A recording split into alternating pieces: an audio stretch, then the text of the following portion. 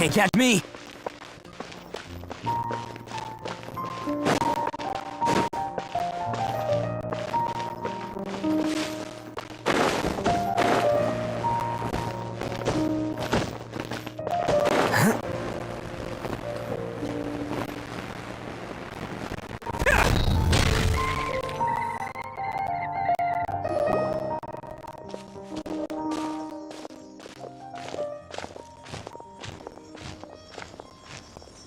Sumeru City!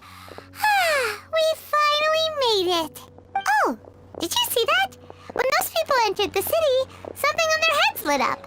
One moment, please, you two. It appears this is your first time visiting Sumeru City. Oh, yeah, that's right. But how did you know that? Because there's currently no information on either of you in the Akasha. But no need to worry, that won't prevent you from entering the city. In fact, the Academia conveniently provides each traveler to Sumeru City with a device. Perhaps you two have heard of the Akasha before. It's our beloved Greater Lord Rukkhadevata's lasting legacy, a treasure trove of collected knowledge. After centuries of tireless research on the Akasha, the Academia created one of its most ingenious inventions, the Akasha Terminal. As long as you are within Sumeru's borders, you may use an Akasha Terminal to connect directly to the Akasha and access any knowledge you need. I should mention that due to technical limitations, the operation of Akasha Terminals will be much smoother and more effective in large cities such as Sumeru City and Port Ormos. Oh, so this is the thing that Tainari was telling us about. It sounds pretty amazing. You two are quite fortunate. Until recently, it was standard practice to only issue Akasha Terminals to outlanders who spent an extended amount of time in Sumeru. However, this policy was recently changed, and now all travelers are issued one upon arrival. Here are your Akasha Terminals. Please handle them with care. It kind of looks like a leash. To activate it, simply hold it in your hand and say the following phrase to yourself. May the mighty God bless us with their voice of wisdom. Knowledge. Maybe we can use it to find a way to meet Lord Kusanali. Let's give it a try. Ahem. May the mighty God bless us with their voice of wisdom.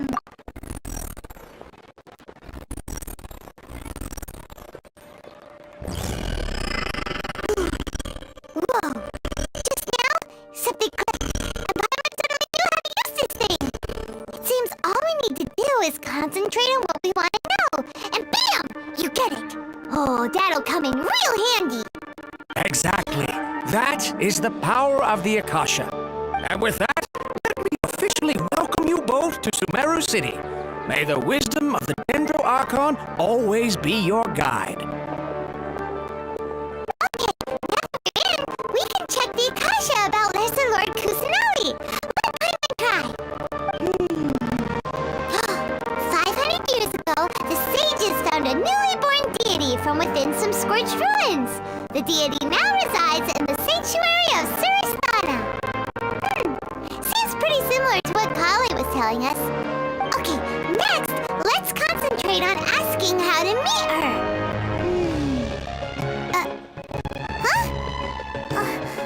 Paimon doesn't sense anything. The Akasha didn't respond to Paimon's question. Oh, come on! Ugh.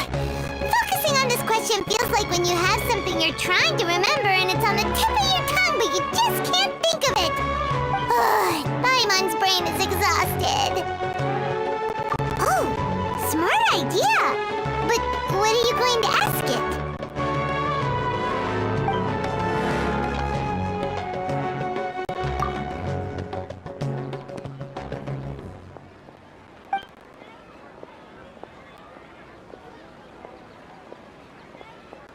Huh.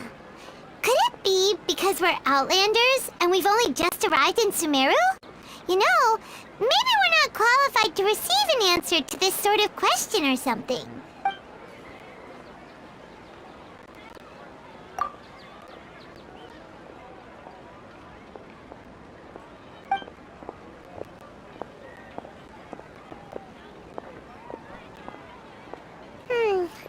You too? Well, glad it's not just Paimon.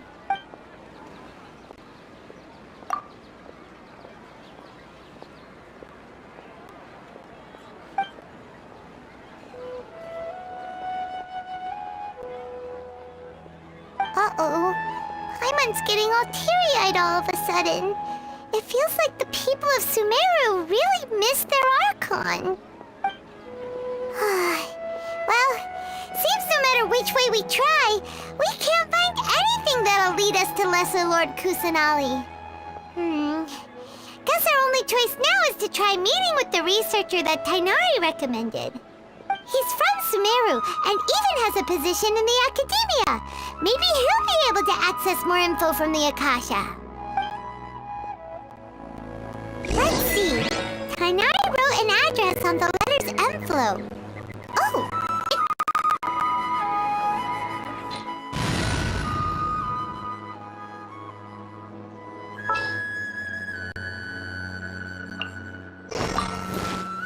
This world is full of...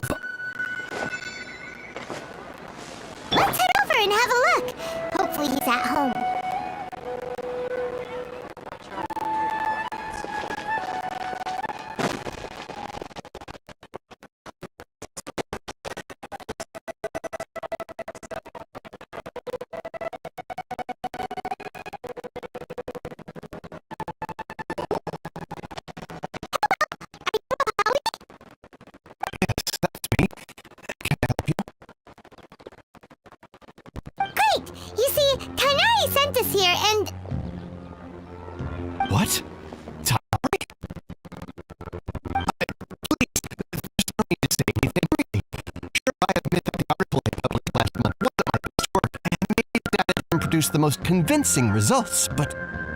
Here! This is a letter from Tanari! Oh, let me see. Oh, ooh, what a relief. You two nearly scared the life out of me. So, you two just have some questions for me? It seems even Tanari acknowledges my innate ability for procuring information. So, what is it you two would like to know? We want to meet with Lesser Lord Kusanali. Do you know a way we can do that? You mean you want to meet the Dendro Archon herself? This isn't exactly my area of expertise, but let me see what I can find in the Akasha.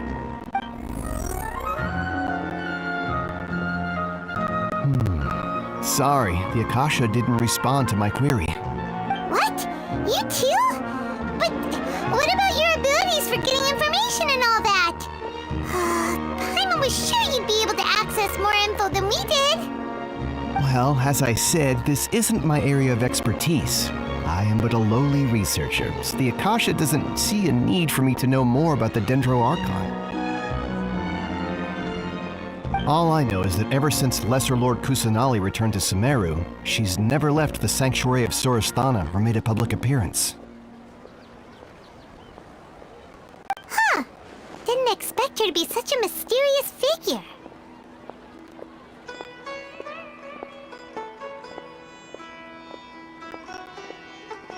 The Dendro Archon is somewhat of a recluse. Perhaps she just doesn't want to entertain visitors, which would explain the lack of information in the Akasha.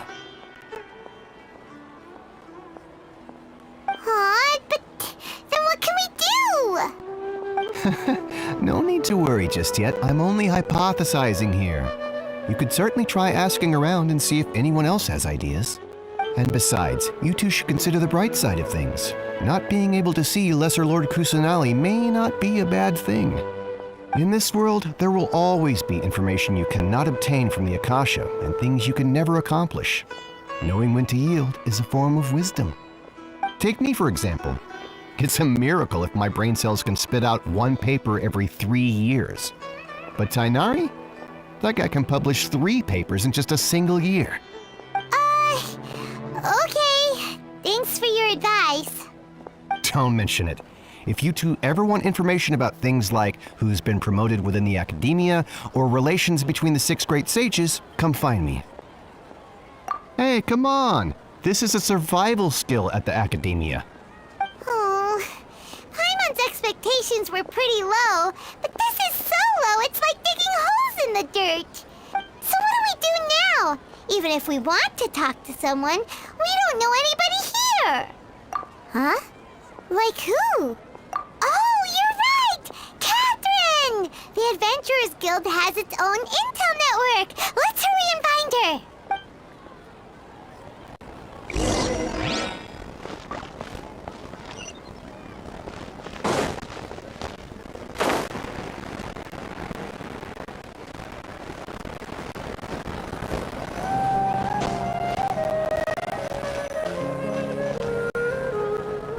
Ad Astra Abyssosk. Hello, Traveler and Paimon. Catherine, we need your help with something. Understood. The Adventurers Guild is always ready to serve you. With what do you require assistance? We want to meet with Lesser Lord Kusanali. Do you know a way we can do that? You two wish to meet with Sumeru's Archon. Understood. Please wait.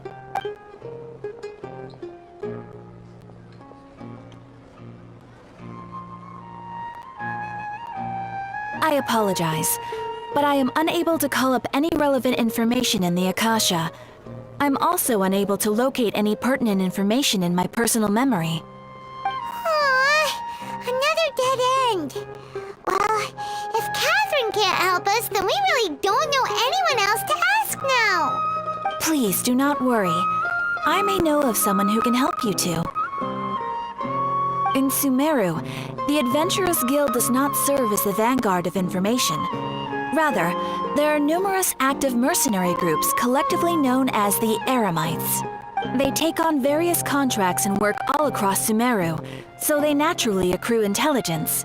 An Eremite brigade called the Corps of 30 is in charge of Sumeru City's defenses. Not only are they the oldest brigade, but they are responsible for managing and coordinating the affairs of all other mercenary brigades. Corps of 30? What a weird name. Supposedly, they are named as such because their ranks numbered 30 at their inception. Asfand, an advisor with the Corps of 30, maintains good relations with the Adventurers Guild. Though he's already retired, he and his words carry great weight within mercenary circles. If you'd like to get in contact with him, you can find him at the Corps of 30's headquarters, the Citadel of Rexar. You're welcome. I wish you two the best of luck. We look forward to your exploits in Sumeru. Alright, off to the Citadel of Rexar we go!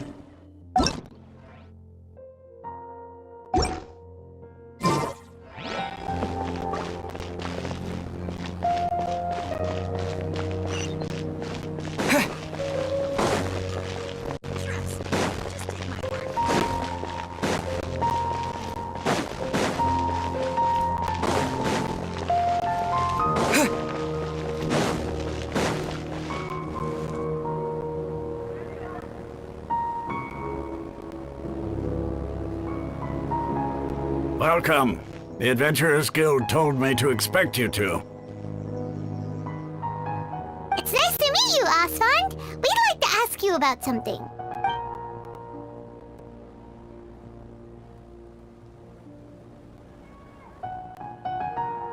I see. So, Catherine's the one who sent you this way. Ha! It's true that the Eremites' network is vast, but even I can't help you meet the Dendro Archon. Wait, seriously? That's it? Afraid so.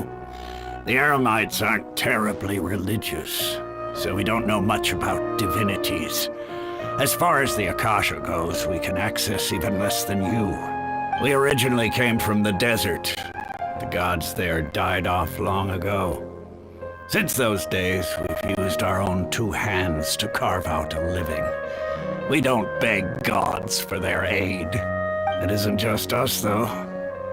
If you ask me, I think most in Sumeru aren't interested in Lesser Lord Kusanali. Oh? Why's that? Just take the Academia, for example. They're the ones who truly rule Sumeru. Although they believe in gods, most of them only care for the late Greater Lord Rugurdevada. In their eyes, she was the one who founded Sumeru and gifted us with the Akasha. Lesser Lord Kusanali just happened to inherit her legacy. Because of the Academia's influence, most citizens are more familiar with Greater Lord Rugurdevada and hold her in greater esteem. Not to mention that Lesser Lord Kusanali never makes an appearance, and the Academia never announces anything about her. As far as the people of Sumeru are concerned, she's just a god that exists. And that's all. Really? Aw. After hearing all of that, Paimon sort of feels bad for Lesser Lord Kusanali. Ha! But who knows? We're all just guessing when it comes down to it. Besides, I'm sure the God of Wisdom doesn't worry about her reputation among people like us. All right. Well, thanks for the info, Asfand. No problem. Always happy to help out the Adventurers Guild.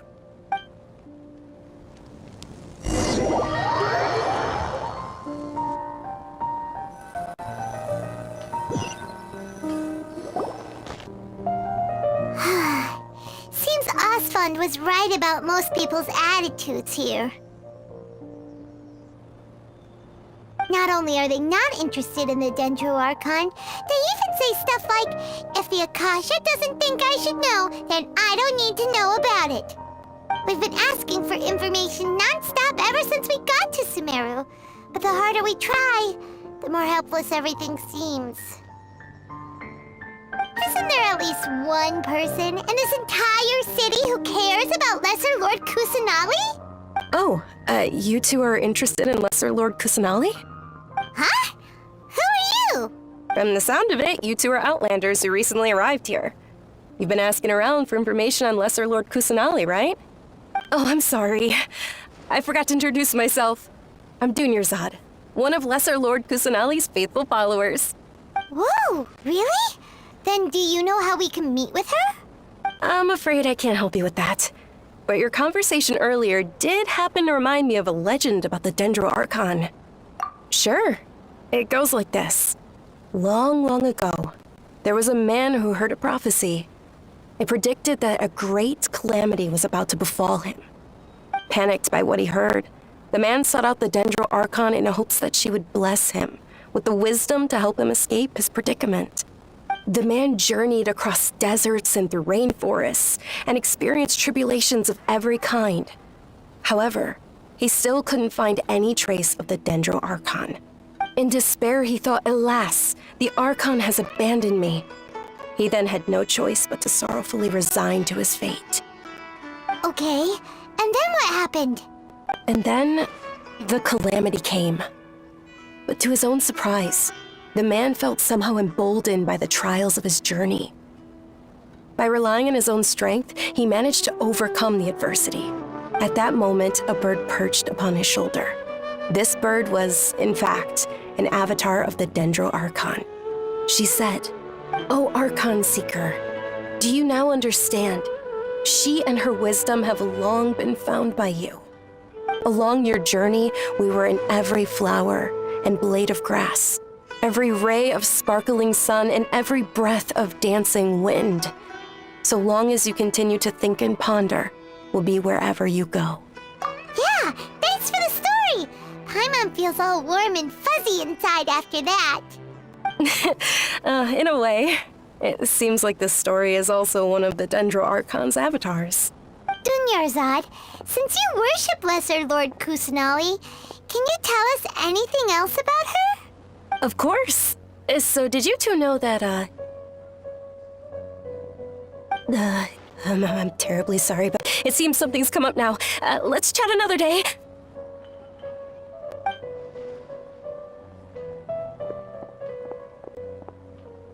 Hey, wait! What the heck just happened?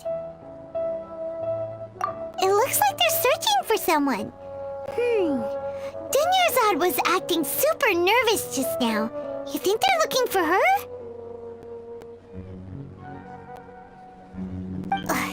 This stinks! We finally managed to find a lead about Lesser Lord Kusanali! We can't let them get in the way now!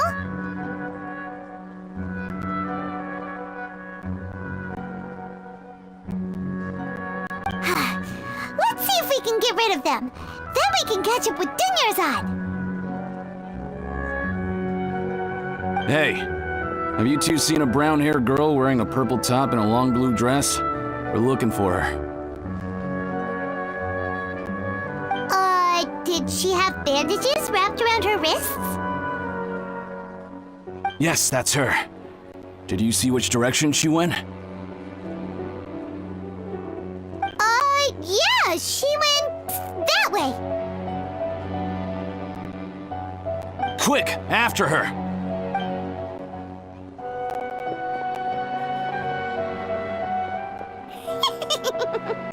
That should keep him busy for a while. Let's hurry and find Dunyarzad.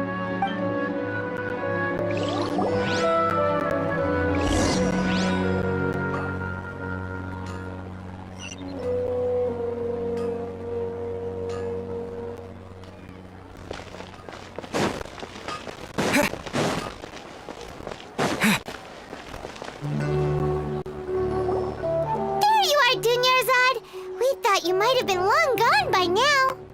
Oh, it's you two.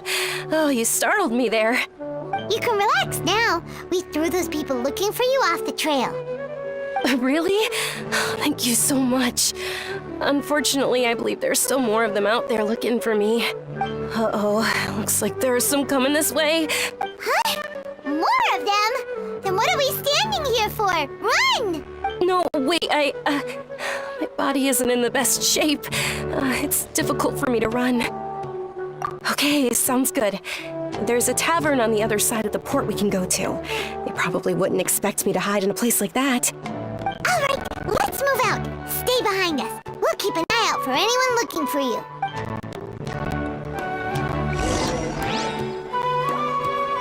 Trust me, just take my time.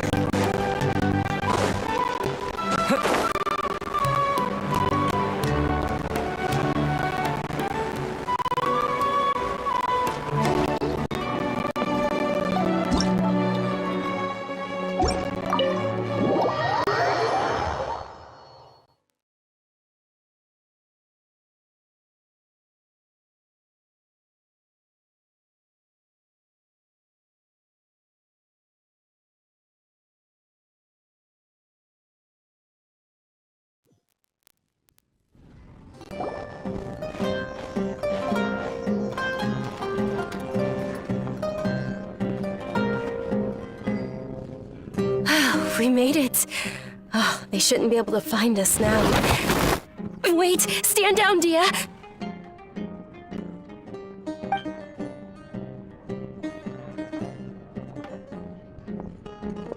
My lady, who are these two? They're travelers that I met on the street just a moment ago. They happened to notice that you were all searching for me, so they helped me hide. I see. In that case, you two should scram. There's nothing here for you. Wait a sec! Who the heck are you? And why are you shooing us away? I'm Miss Dunyarzad's bodyguard, here to see that she returns home safe and sound. My lady, let's get going. You've been gone for so long that your parents are worrying themselves sick. And if I refuse to go with you? It'd be easier for the both of us if you cooperated. But if you insist on not going, then I'll have to carry you like a sack of potatoes. Hey! Dunyarzad already said she doesn't want to go back. Why are you still pushing her? Stay out of this. You don't understand the situation. Sorry, my lady. Even though I'm your bodyguard, your parents are my employers. I have to answer to them. How much? Wait, what? How much more do I have to pay you to become your employer? So you never listen to my parents ever again. Double? A triple? Give me some time and I'll get that much. My lady, this isn't about Mora. I don't know what you think of us Eremites, but let me say this. I like Mora, but I'll never go against my principles. That's why I'm here looking for you. Sure, it's an order from my employer, but my conscience was also telling me it's the right thing to do.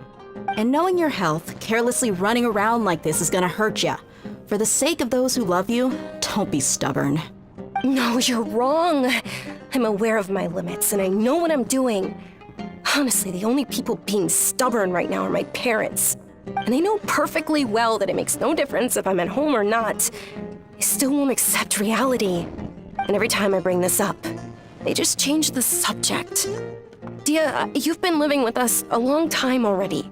This should be old news to you. Dia, I know it hasn't been easy for Mother and Father, and I'm grateful for everything they've done for me. But there's someone else in this world I'm also grateful to, because she saved me. The love I have for her is the same I have for my parents. This is my life and my last chance. So I want to do something meaningful. My lady, are you sure what you're doing now is meaningful? Yes, I'm sure. At least, it is to me.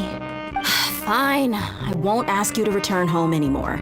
But let me make something very clear. I'm only doing this because I respect your determination, not because I agree with you. Thank you, Dia. Sorry for being so rude just now. My nerves were acting up.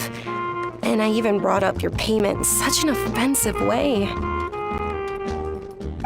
Don't worry about it, my lady. I did say that I like Mora. Besides, that's our next topic of conversation. Today's little excursion caused such a ruckus that every single bodyguard at the estate was deployed. It wouldn't be easy to hide things from your old man. Since this definitely won't be your last escapade, here's a little tip. You should at least make it look like your room and things are still in order when you leave. Also, you'll need someone to cover you for when you're out and about. So, I'll let you hire me, my lady. This way, everyone wins. As for the pay, Let's say half of what your father pays me. We can settle the bill when we return to the estate. Okay, deal. Yay! Looks like they've reached an understanding. I'm fine, really. I just feel a little tired now that things have calmed down. My lady, stop trying to look tough. We're already in a tavern, so let's rest up and grab some grub. I'm sorry for worrying you two. If you don't mind, I'd like for you to join us. Sure! After you rest up, we want to hear more about Lesser Lord Kusanali.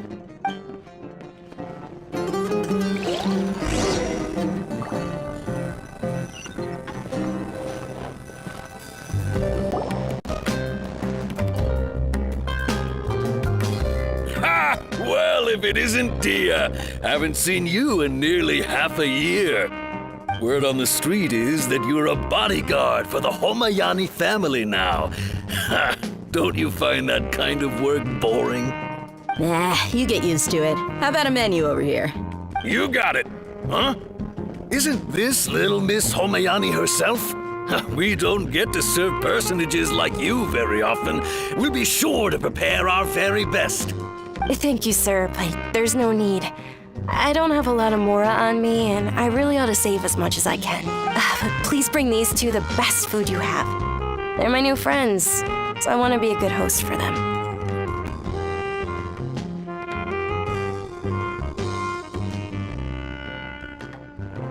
Yeah, we're already super grateful for everything you told us about Lesser Lord Kusanali. How about our charcoal-baked agelenach cakes? They're our signature snack, and they run cheap. Look, other customers over there are eating some now. They look kind of burnt and dry. Paimon will pass. Hey, come on! Paimon has personal preferences too, you know. Dunyarzad, we asked a lot of people when we first arrived, and almost nobody was interested in Lesser Lord Kusanali. So, what made you want to follow her? Well, remember when you asked me if I knew how to meet the Dendro Archon? Even though I don't know how, I think I've actually seen her before. Huh? Really? Yes, it was when I was a child. At the time, my illness had kept me bedridden for the better part of a year. I was stuck inside and couldn't make any friends, and my parents did their best to find treatments for me. But even then, the Akasha didn't have any helpful information. My younger self no longer had any hopes or dreams. One flare-up was so bad that I was in a semi-conscious state for several days.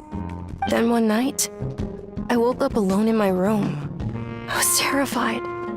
My body was paralyzed. Even if I cried, there was no sound. At that moment, an ethereal voice spoke in my mind. Dunyarzad, don't be scared. You don't have to cry. Dunyarzad, don't be scared. You don't have to cry.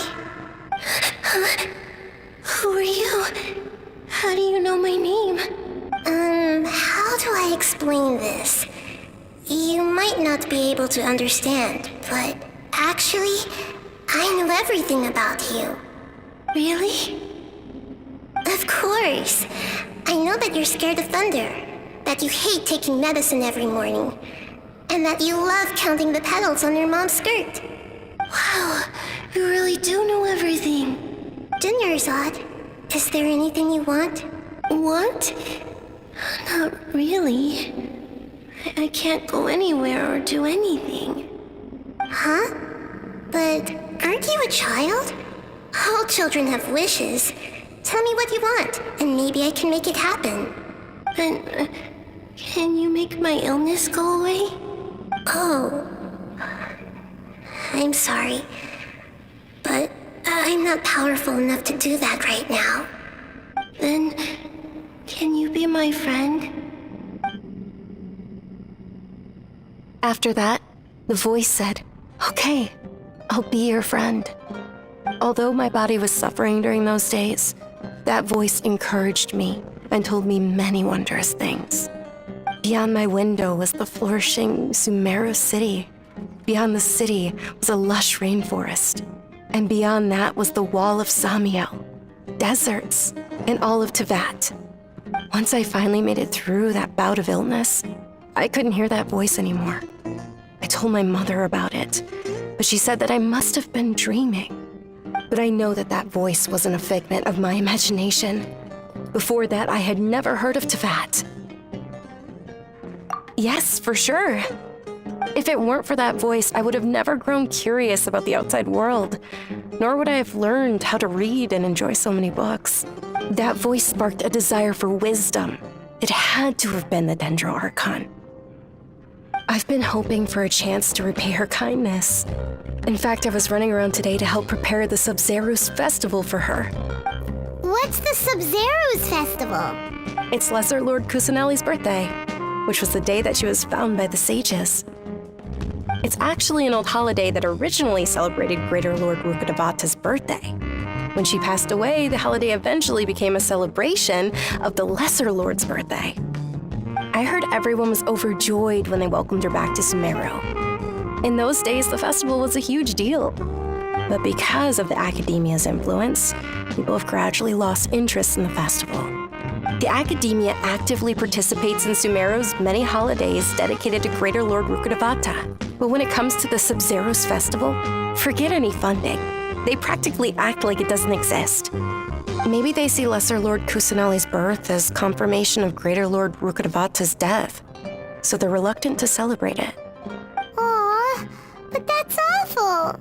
It is. It's absolutely terrible. Sure, the Greater Lord founded Sumeru, but hasn't Lesser Lord Kusanali been the one quietly protecting us for the past few hundred years? Just remember that we're still out in public. Don't get too carried away now. I know that people over by the Grand Bazaar still hold the Sub-Zerus festival to this day. But I hadn't met any of them before, so I was never able to contribute. But recently, I made a friend there who also follows Lesser Lord Kusanali. I gave her my savings because I want her to throw a wonderful festival this year. That's the least I could do for Lesser Lord Kusanali. Hold on, my lady. Does this friend happen to be Nilu, the one who sends flowers to the estate? Yes, that's her. I saw her leaving the other day with a nervous look on her face. It seemed like she was hiding something in her arms. Did you give her something? Yes. Initially, I didn't have much more prepared, so I had Nilu sell one of my skirts. I've agreed with Nilu to meet up at the Grand Bazaar today and see how things are coming along. Dia, would you accompany me? Sure. That's quite the trip, though. I'll carry you. No, that would be too much, even for you. You might as well just accept the lift. If I let you walk, who knows how long it'll take us. And if anything happens to you, then I'd really never hear the end of it from your father. But of course. Nilu will be thrilled to hear there are more people interested in Lesser Lord Kusanali.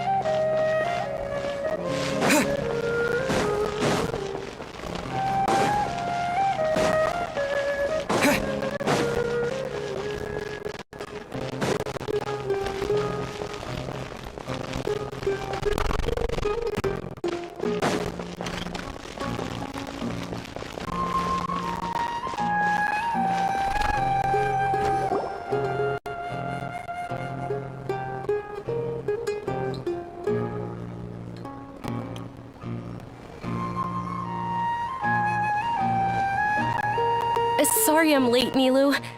Oh, Dunyarzad. It was taking you so long that I assumed you got trapped at home, but you made it in the end. Uh-oh.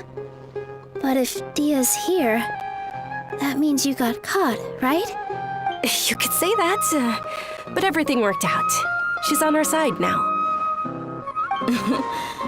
Not completely. Oh, and who are these two? Oh, meet the Traveler and Paimon, my two newest friends. They're visitors who just arrived at Sumeru City and are looking for information on Lesser Lord Kusanali. So you're followers from another land? That's wonderful. You two absolutely mustn't miss the Sub-Zerus festival. By the way, Dunyarzad, we've already started decorating the Grand Bazaar. It looks spectacular, thanks to your generous contribution. You're very welcome. It's the only thing I could do. Do you still have enough Mora? Probably? But don't sweat it. We've already finished renovating the stage. Come on, I'll show you.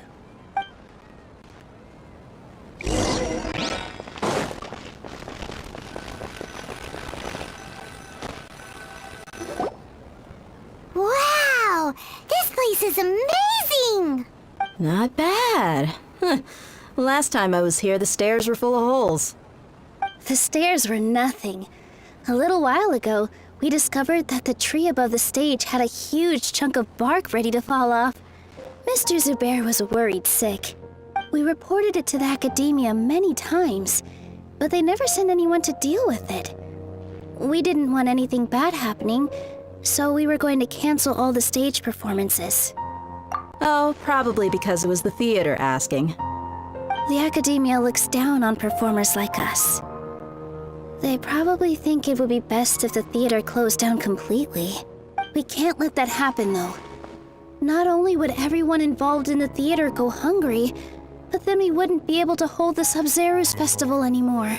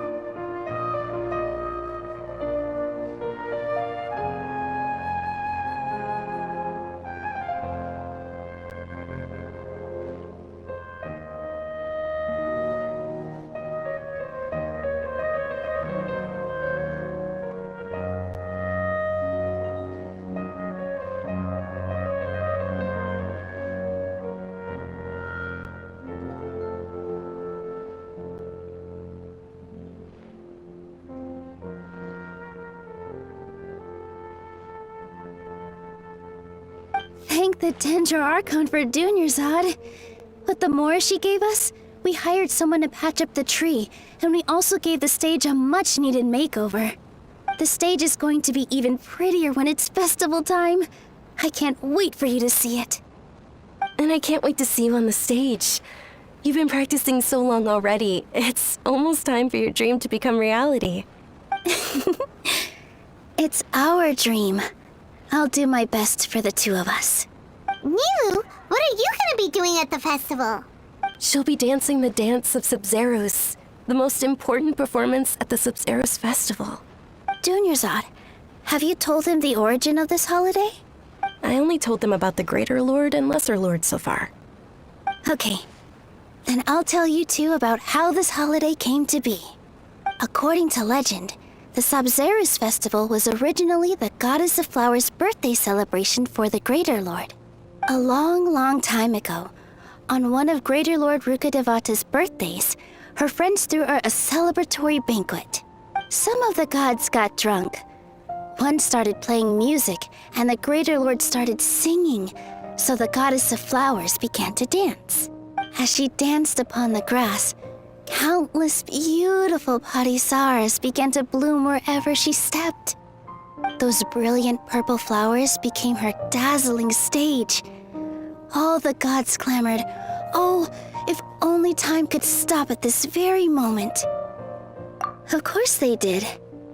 When people mention the gods, they always think of the Archon War. But Sumeru's gods also had happy times. Although they aren't around anymore, they're preserved in our tradition of dance. This outfit I'm wearing is apparently based on how the Goddess of Flowers looked. Though we're just tiny people compared to the divine, we still have to do our best to make sure that the birthday girl feels loved on her special day. Nilu, you of all people will definitely be able to convey our well wishes to the Dendro Archon. I also noticed that you went the extra mile and scattered Patisaras around the stage. They symbolize the goddess of flowers, after all. It's just a shame that all the real Patisaras went extinct after her death. Yeah. The Greater Lord brought forth Patisaras in memory of the goddess of flowers, but she ultimately could never truly replicate that beautiful purple. Thinking about the goddess of flowers dance makes me wish I could have seen it. If my stage were anything like that, I'd be thrilled if I had just 2 real Patisaras on the stage. So, Traveler and Paimon, what do you think? Interested in the Sabzeruz festival? Will you two be coming? All of Lesser Lord Kusanali's followers will be there for her birthday. It'll be a good opportunity for you to learn more about her. Ooh, Paimon thinks that's a great idea! Hey, come on! There's nothing wrong with enjoying a festival. Besides, it's Lesser Lord Kusanali's birthday. She'll be happy to have more people who are celebrating it. So how about we all attend the Sabzeruz festival together? Dunyarzad, let me show you which stage decorations we've picked out so far. Traveler and Paimon, if that doesn't sound interesting to you, then feel free to explore the area. Everyone at the Grand Bazaar loves Lesser Lord Kusanali, and we're all looking forward to the Sabzeruz festival. In that case, we'll take a look around.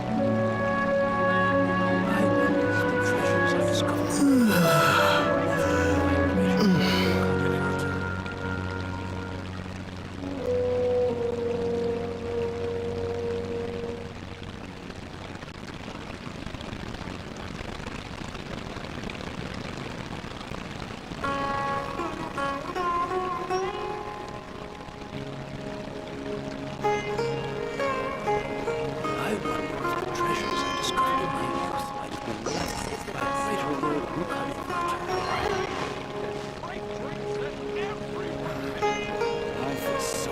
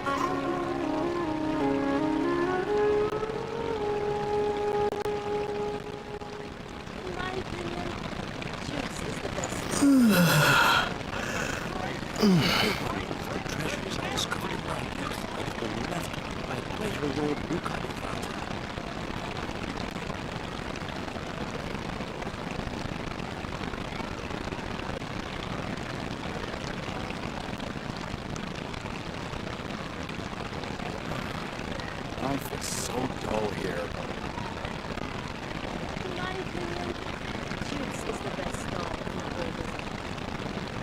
I wonder if the treasures I discovered in my youth.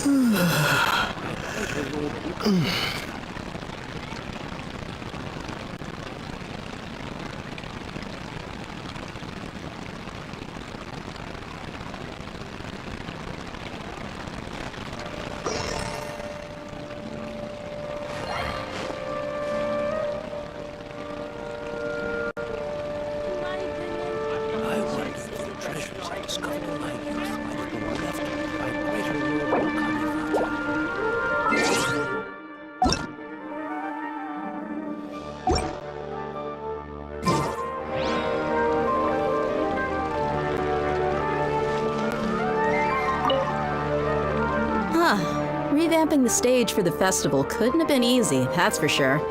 I bet this year's festival will be one to remember. I don't know much about the Grand Bazaar, but I do know that the residents here have a penchant for song and dance. Two things that the academia doesn't particularly approve of. Oh, and the perfume sold around here is a lot better than what you'll find elsewhere. The fragrances are longer lasting and they're gentler on your skin and... I mean, that's what I've heard at least.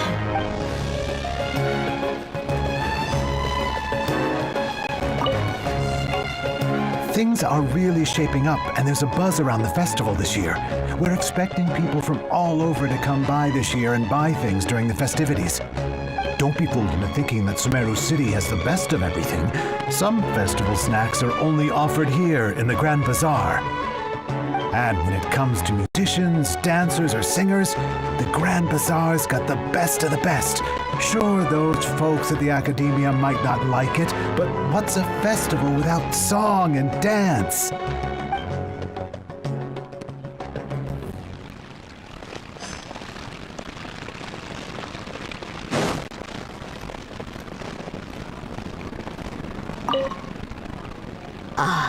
Dancing at the Sumeru's festival. You know, I also danced when I was younger. As a child, I even asked my grandmother why we performed the dance for the Lesser Lord when it was originally done to honor the Greater Lord. My grandmother said that Greater Lord Rukkhadevata is a beloved deity and honored by all, and Lesser Lord Kusanali is too. If the goddess of flowers ever knew Lesser Lord Kusanali, then she would certainly have wished to be her friend and hold celebrations for her too. The Sumeru's festival has been losing its appeal over the years. That is, until a wealthy benefactor stepped in this year and brought the festival back to life. I heard she forked out a lot of mora to make it all happen.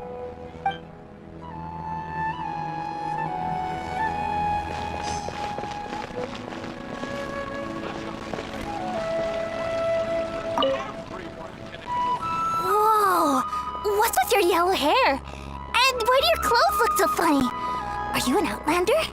Did you know that the Sumeru's festival is about to happen? There'll be loads of fun things to do at the festival. But the best part is when Ferris, the Knight of Flowers, passes out candy to everyone.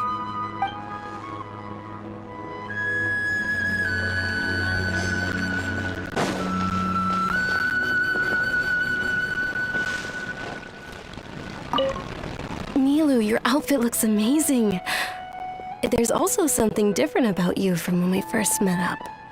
I thought I'd add a little extra pizzazz to my dress for the festival. See?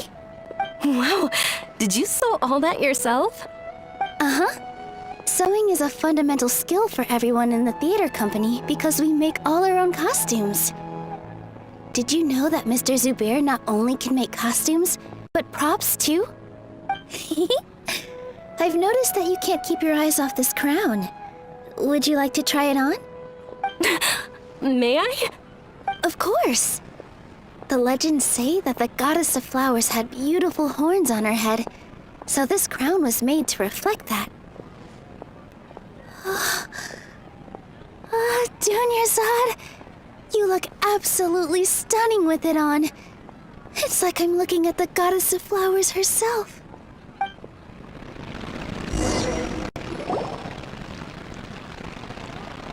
Hey! Is that who Paimon thinks it is? It looks like Catherine.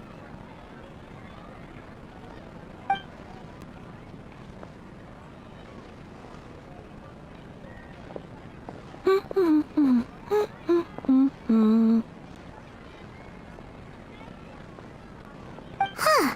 Come to think of it, Paimon's only ever seen her behind the counter at the Adventurers Guild. This is the first time we've ever seen her taking a break.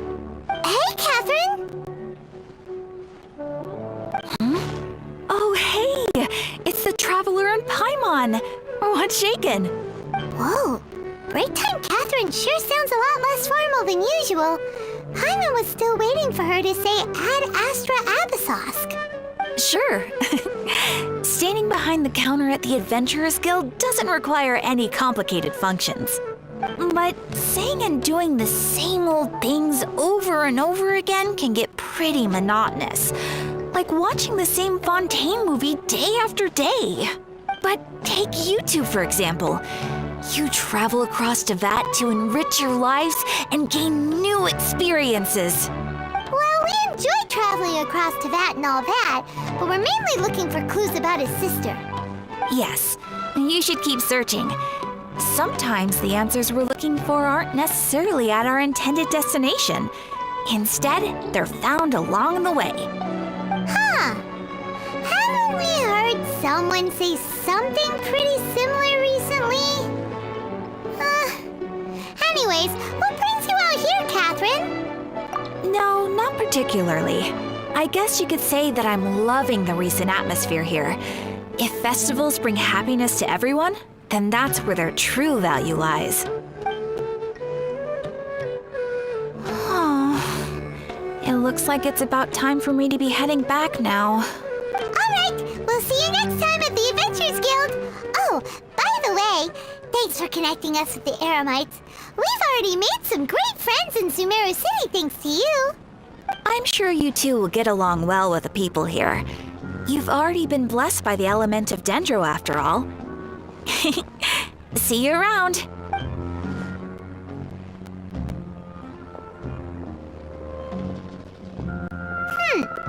There's something really different about Catherine today. Hey, Traveler.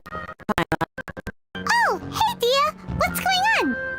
I've got something to tell ya.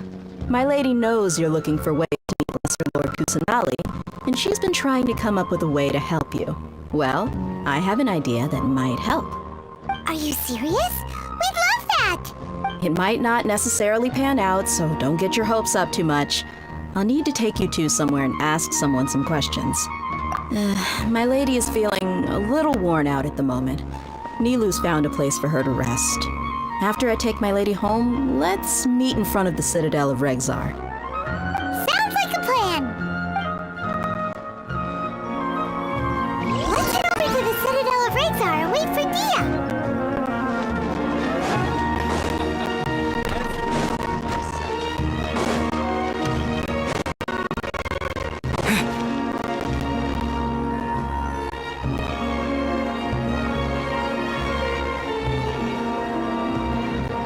Sorry, I'm late. It took some convincing for the master and mistress to believe that Miss Dunyarzad was only sitting in the port for a while because she was in a bad mood.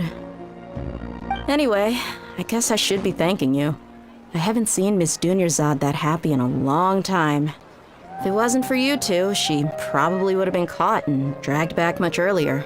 You sure sound a whole lot nicer than when we first met, Dia. Who would have thought you had such a soft spot for Dunyarzad? It's called being a professional. I'm a bodyguard, and I work for whoever's paying. Look, Dia's blushing. Listen, you two. I don't expect to be working for Miss Dunyarzad very long. but I hope to finish things on a positive note if possible. Let's cut the chit-chat and head into the Citadel.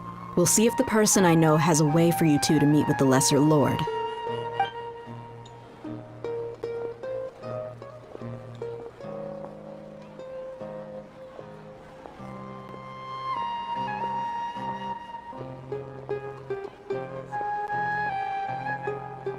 Oh, hey, Chief. Ha, Dia! What are you doing here? And well, didn't expect to see you three together. I take it you all know each other already? Mm-hmm. We met this morning after the Adventurers Guild pointed us to Osfond for more info. No kidding. Huh. So, where's Ruksha? I thought I'd help these two out by asking about the theft. Anything you can tell him? Ruksha's gone over to the Academia. The Grand Sage recently ordered Sumeru City to begin bolstering its defenses, so people from all over have been called back to the city.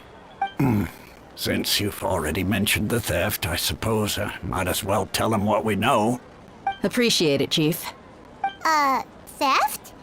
Sorry, what the heck are you guys talking about? Just recently, the Academia lost something, and there's a chance the item is connected with the Dendro Archon. This case might just somehow help you in meeting her.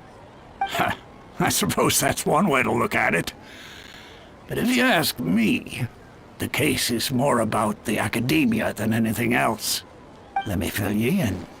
The Academia recently sent a convoy to pick up an important package from Aru village.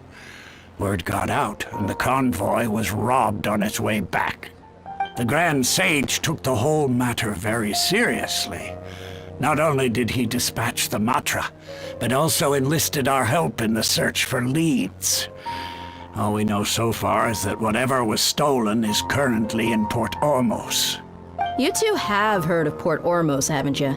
It's the largest commercial port in all of Sumeru. You can travel there by leaving Sumeru City and heading south along the river. The Academia's grip isn't long enough to reach all the way to Port Ormos, so the city's a little more laid back.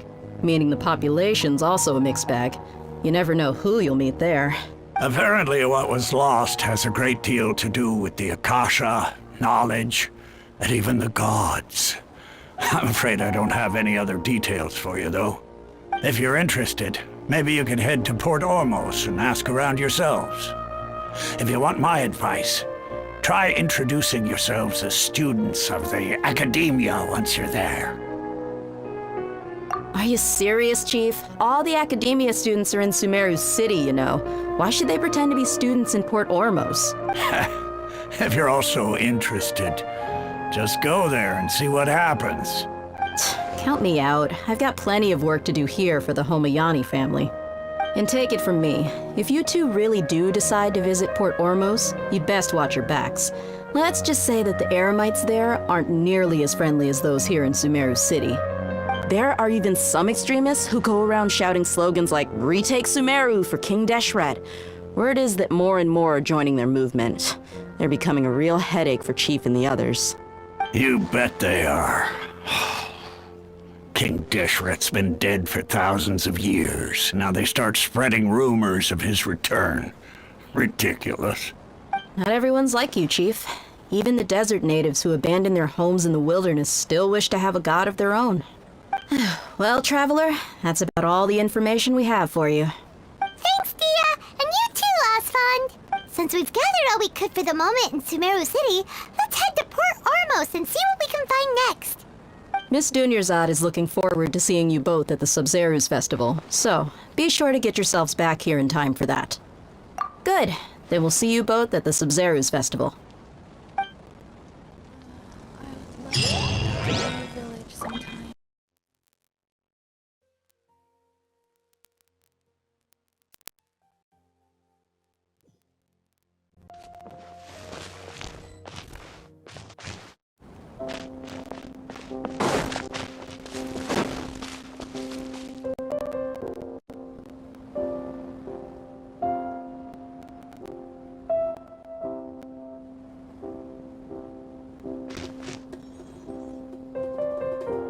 Come and have a good look yourself. Traditional spices of the highest quality, made with pride and experience. You've got a deal. I can't thank you enough for always looking after my business. Believe me, I'm not making this up. Several Eremite mercenary groups are nearly in open conflict, but does the Corps of 30 care? And that's not all. Did you know that... Wow! Talk about hurly-burly! This place is busy! Guess that's only to be expected for the largest port in Sumeru. Maybe it's because of what Dia told us earlier, but Paimon can't seem to shake the feeling that there's also danger lurking in these crowds. Ooh. Let's get our bearings so we can start looking for leads. We know that whatever the Academia lost is related to the gods. But other than that, we don't have much else to go on. Osfun told us to try posing as Academia students while asking around. Paimon checked the Akasha on the way here, and the Academia doesn't seem to have any research facilities in Port Ormos. Paimon doesn't get it. Won't we look even more suspicious going around saying we're Academia students and asking about the stolen item? Well, given all the people that come through here every day, if there's any information to be found, Paimon bets we could find it in the market. Let's ask around and see what we come up with.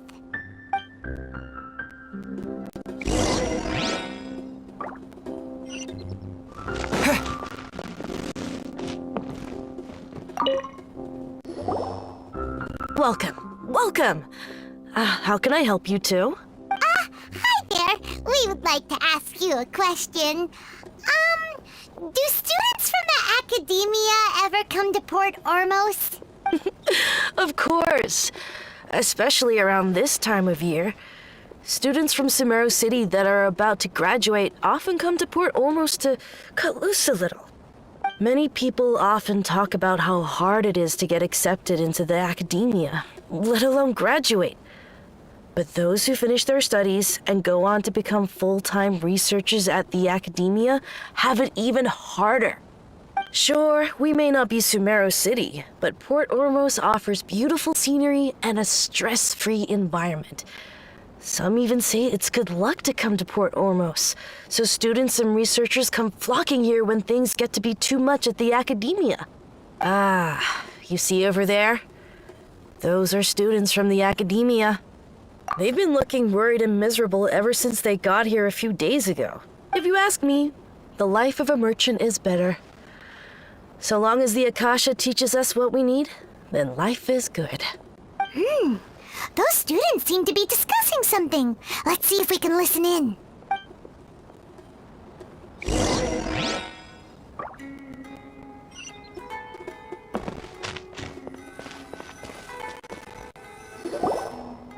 It's no good.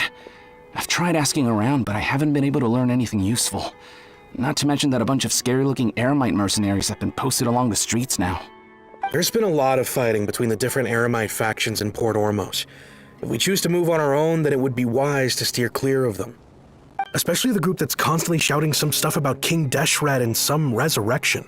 I've even heard that the Citadel of Regzar is starting to get fed up with them. What was that group called again?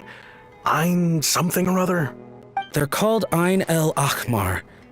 Today, I heard that the thing we're after might be in their possession at the moment. Wait, come again? Don't you see? Many of the Eremites in Port Ormos deal with trading this kind of thing. They're usually pretty wary of outsiders, but not so with students of the Academia. It's because the kind of goods that students are looking for aren't the kind of goods that Eremites are after. As long as they know you're a student, then deals can be made. I've heard that Ein El Akhmar likes to set up shop at the Jafar Tavern. Supposedly, if you're willing to part with 500,000 Mora, they'll give you info on anything. Wait, did you say 500,000? If information alone costs that much, then how could we ever afford to buy what we're looking for? I guess we might as well give up on trying to graduate this way. I wouldn't worry too much. Our field of research is very niche. Who else could possibly be after that kind of shady knowledge? I bet it's practically worthless to anyone aside from us. Well, I guess that makes sense. Then the only thing left for us now is to find a way in. Why don't we all just pool our money together and pay for the information? Whoa! Did you hear that? A niche field of research and shady knowledge? It all sounds pretty suspicious to Paimon. Is knowledge something people just buy and sell like that? So, what's your plan? Wait, didn't you hear what they just said? Buying information is going to cost us 500,000 mora! Have you lost your mind? Oh, all right. Paimon never thought she'd agree to parting with that kind of mora. But if you know what you're doing, then we should give it a shot.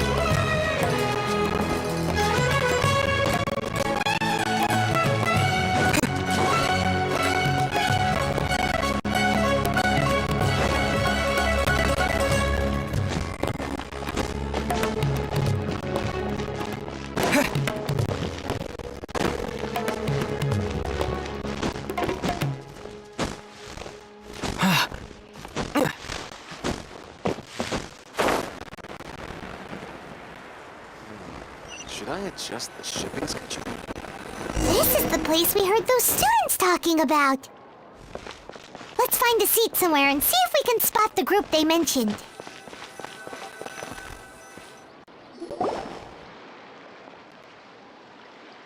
Oh, you've arrived. Please, take a seat. So, they think that they can go toe-to-toe with the boss?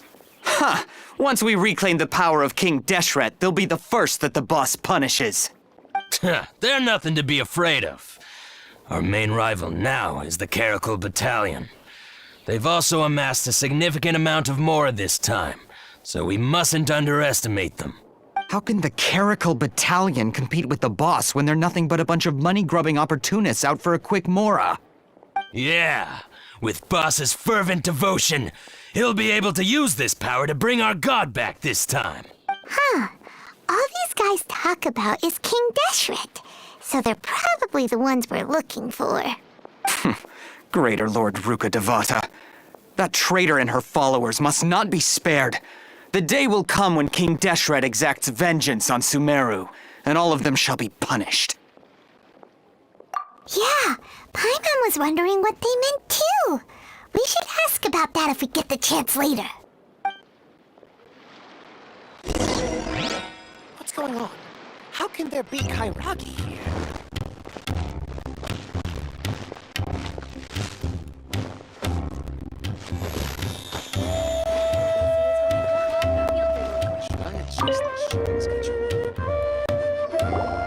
Huh? Who are you? What do you want? A student? Huh.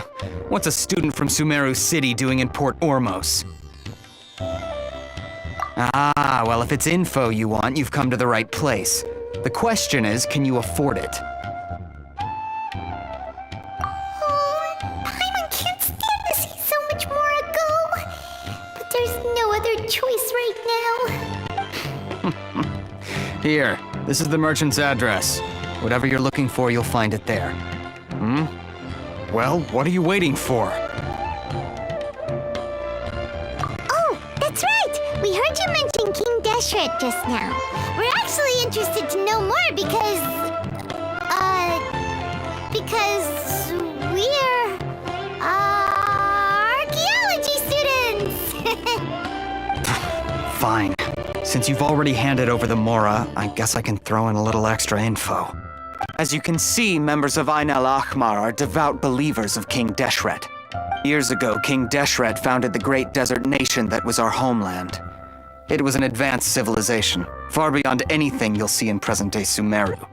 King Deshret was the rightful god of wisdom, but he was betrayed by a companion he trusted. She even stripped him of his title, God of Wisdom. So, you mean the traitor was... Greater Lord Ruka Devata, yes. That shameless wretch destroyed King Deshret's civilization, and our ancestors were forced to flee to this land where we were made to suffer the tyranny of our enemies. Furthermore, she conspired with the Academia to cover up the truth of her actions, and create the merciful and benevolent facade for which she is now known. Ugh, just thinking about it sickens me. But the story doesn't end there, oh no. King Deshret isn't truly dead. The voice of the Oracle has been heard in the desert, prophesying his resurrection. Mark my words, our god shall return. And when that day comes, all followers of the traitor and all the desert dwellers who have forgotten their true god will suffer retribution together. If what I'm saying makes you shiver with fear, it might not be too late for you to become a believer of King Deshret. I don't have anything to say to you Academia people about that. I think this conversation has reached its end. Not just yet. This man is a fraud. Huh? You again? Deranged Academia lunatic? Yes, it's me again. I already warned you that if you weren't willing to sit and discuss things with me, I'd take measures to make things uncomfortable for you. Listen to me. That address he gave you is fake. Or at least, you won't find a merchant waiting for you there. This group has been boasting all around that they can provide information on a certain item as a means of luring people into their territory. Once you show up, they keep up the act until they have hard evidence that you want to purchase said item. Then they use that to squeeze you for all the more you're worth. Hey! Shut it all, Hatham! What are you playing at, trying to ruin our business like this, I told you the other day. I wish to discuss my terms with your boss. Ha! The boss made it perfectly clear that he won't negotiate with you. Yes, and in no uncertain terms. But that was then. It does not preclude him from changing his mind in the future. I'm warning you, don't push us, or this could get ugly. We don't usually get rough with people from the Academia because it just complicates things. For a lunatic like you, though, we might just have to make an exception. If you're suggesting that we escalate this from a verbal exchange to a physical one, I accept. After all, even the Archons used war to negotiate the ownership of Teyvat. If, on the other hand, we can't agree on any means of negotiation at all, then I'm afraid my next course of action will sting a little more than the mere following through of a few business deals. I will jeopardize the Eremite's reputation, which I know you value above all else. I am quite confident that if I began to take such action, your boss would willingly approach me himself. However, I fear that by then, some things will have happened that cannot be undone. Also, a word of advice. I suggest you tell your boss exactly what happened here today. Otherwise, he might blame you for not telling him in the future. What did you say? Consider this. Have I ever failed to follow through on my word in the past? This guy is really out of his mind. Okay then.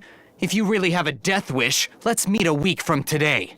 The pier in front of the Pharos Lighthouse, 4 o'clock in the afternoon, sharp. Don't expect us to hold back. Not so fast. First, you return the 500,000 Mora to them.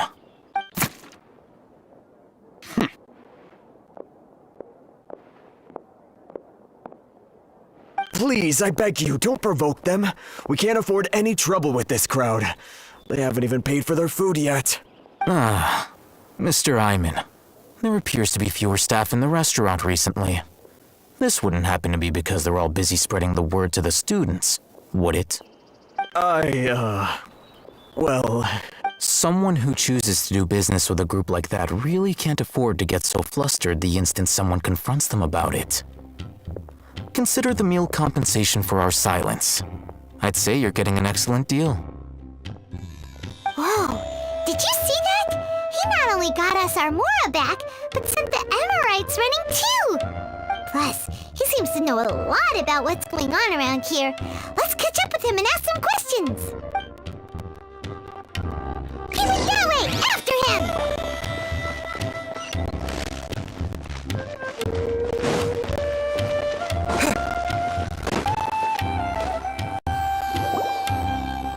Wait up!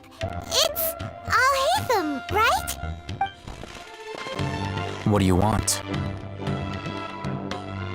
No need for thanks.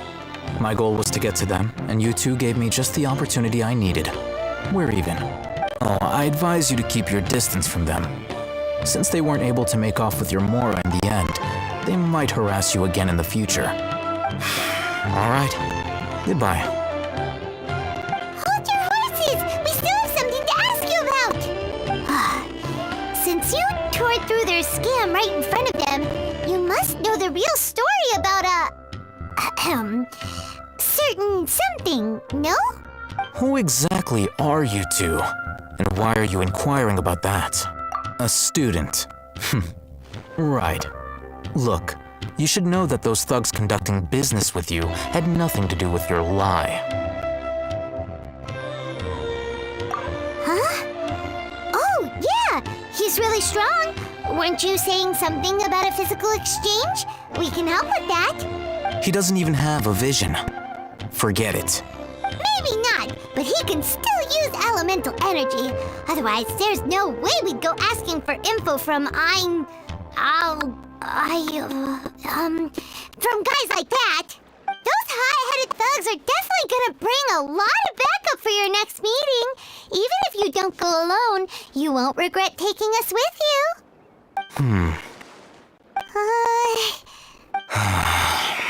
All right, I accept. Got a pen and paper? If you're searching for someone who sells that kind of merchandise, I'll give you one of their addresses, and you can try your luck. We'll reconvene at the appointed time by the pier. It doesn't matter if you show up or not. So, since you were happy to give us this merchant's information, does that mean you can tell us exactly what we're after? You were willing to part with 500,000 Mora for something and you didn't even know what it was? Okay. Well, if you truly are as skilled as you claim, then you can beat the answer out of them when they become hostile. Look, if you've been making inquiries, then you have to know something by now. Tell me what you know so far, so I don't waste time repeating information. We know it's connected to the Academia somehow, and that not only do the Eremites deal in it, but some students want to get a hold of it too. What else? You know almost everything there is to know, but you're unable to compile this information because you've never seen the object before. This is what you've been looking for. Huh? Paimon can't tell what it is. It looks like some kind of ornament. This is a knowledge capsule. To put it simply, it's a vessel that can store a fixed quantity of canned knowledge. It's like a miniature Akasha. Anyone who links it to their personal Akasha terminal instantly becomes privy to its contents. Correct. Anyone. Unlike the Akasha, which heavily regulates who can access what information, knowledge capsules confer their contents without any requisites. That's amazing! It's essentially a convenient and harmless vestibule for knowledge. Unfortunately, it's illegal in Sumeru to privately possess or trade them. They were created as a means for scholars to transfer knowledge gained from Irminsul into the Akasha, and are intended to be destroyed immediately after use. But despite strict regulations, some of these knowledge capsules will always escape destruction. After all, there will always be those in this world who are dissatisfied with life as designed for them by the Akasha and wish to change their fate. Over the past century, a wide variety of canned knowledge has been leaked from the academia. Now, in Port Ormos, the valuable ones are a means to mora for the Eremites. Meanwhile, those which the Eremites deem to be useless to them occasionally prove useful to the common citizens and hapless academia students. Well, I think that about sums it up. Ah, so that's your true objective. With our current arrangement, I don't believe I can offer an answer. You're still resolved. Fine. Let's talk somewhere with fewer people.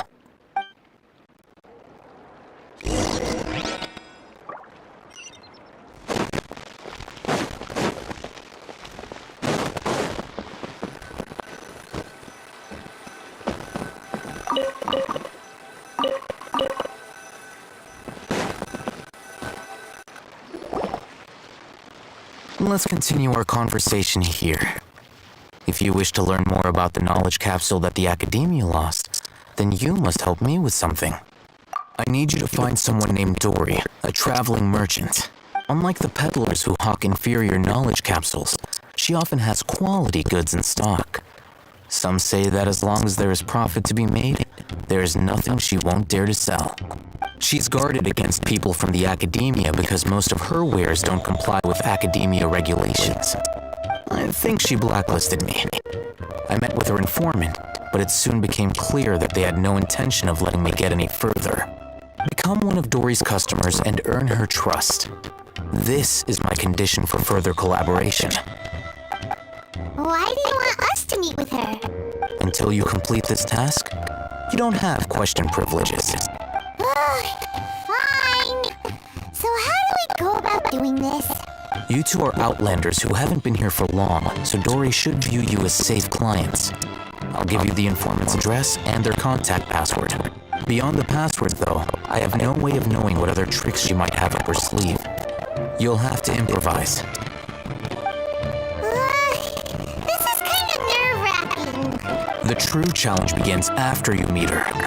She has a keen nose for mora and a shrewd eye for wares, and she only likes customers who she deems to have good taste. I'll prepare some funds for you. Buy her highest quality wares and earn her approval. What? We only just saw a knowledge capsule for the first time! We don't know how to tell which ones are good and which ones are bad! Is that something we can learn quickly? That's true. Have you two heard of elemental sight? Oh, that's a surprise. Guess I'll have to hold you in higher regard. Anyway, that ability should resolve your issue.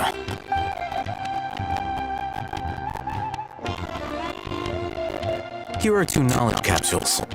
Tell me, can you detect any difference in their quality?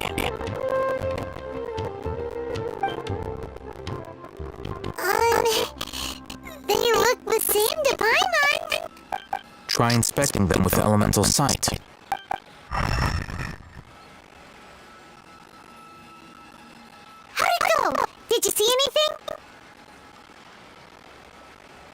Rumor has it that higher quality knowledge capsules generally appear brighter when viewed through elemental sight. That's because knowledge originates from Irminsul, the root of Dendro power itself. The more powerful the knowledge, the richer it is in Dendro energy. However, some canned knowledge with a high concentration of elemental energy is of little use in contemporary times, so those capsules are of little value. Using elemental sight is merely a stopgap measure, but it should suffice for earning Dory's trust. That sounds pretty impressive. Here's a sheet with the informant's location and contact password, and here is the moral for purchasing canned knowledge. Don't be cheap. You'll need to spend to catch Dory's eye. If there's any more left over, just keep it. Oh, and be sure to exercise some caution. There have been mantra present in Port Ormos lately. Your efforts will be for naught if they catch you. Mantra? They belong to the Academia's regulatory body. They also handle cases of illegal canned knowledge transactions. Like I said, the Academia has banned both their trade and possession. The mantra are razor sharp. You're in for nothing good if they lock their sights onto you. If you two want to back out, now's the time. Okay, then we have a deal. If you succeed in your dealings with Dory, come find me at the Wakela Funduk. We'll have an open discussion then. Looking at what Al-Haytham wrote, Dory's informant is a traitor near Old Ormos. Let's follow these instructions and try to get in contact with him.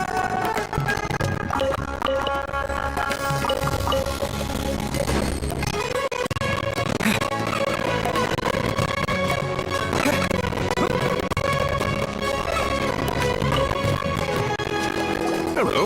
What are you two looking to buy?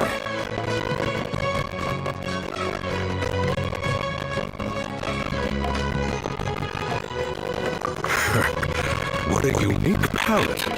We have unripe horror fruits, but we usually keep them in the back. I'll have someone escort you. Following the paper got us past the first round. Roanoke, these two want to buy unripe horror fruits. Show them to the warehouse. Got it. You two, please follow me. You two have a fascinating fashion sense. We haven't seen a customer wearing a Sumeru rose for quite some time. Hold on. Let me think. Sumeru rose means common merch. Every ship deserves No, look again. We're obviously wearing morning flowers.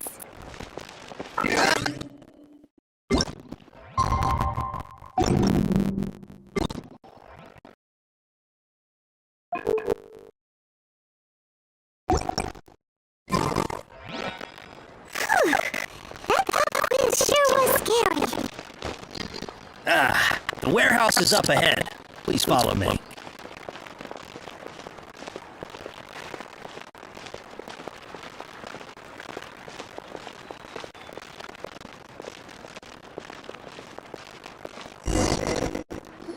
Before I retrieve your products, I need to confirm a few things. Please forgive me, but we may not have sufficient stock for you today. Earlier, many of our horror fruits were taken by mice.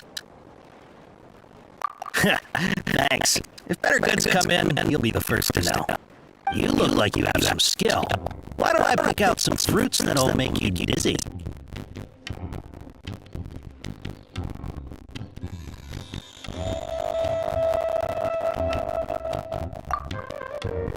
No, that's not it.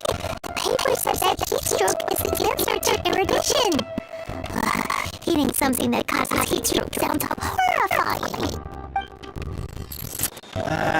I'm sorry, but as things currently stand, we won't be able to fulfill your order. Why don't you two think things over? He's cautious of us. Let's take a closer look at the paper that Al-Haytham gave us.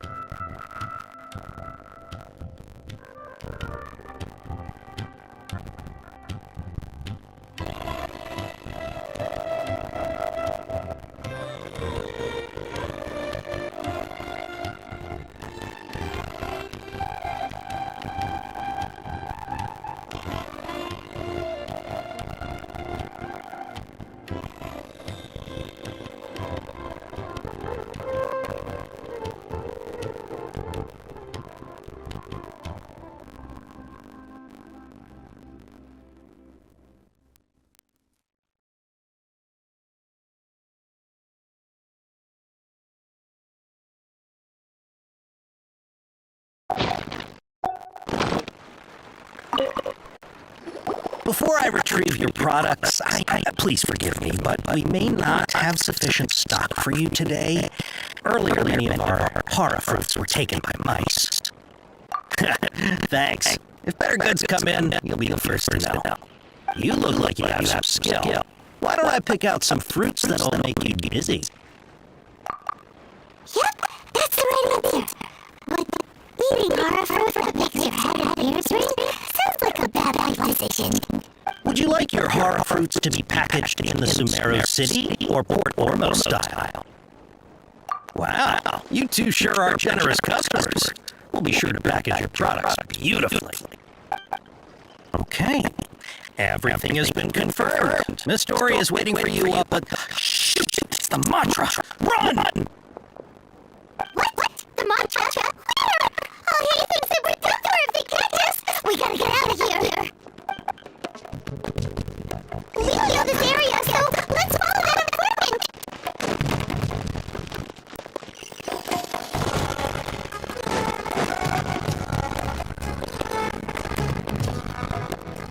He ran that way.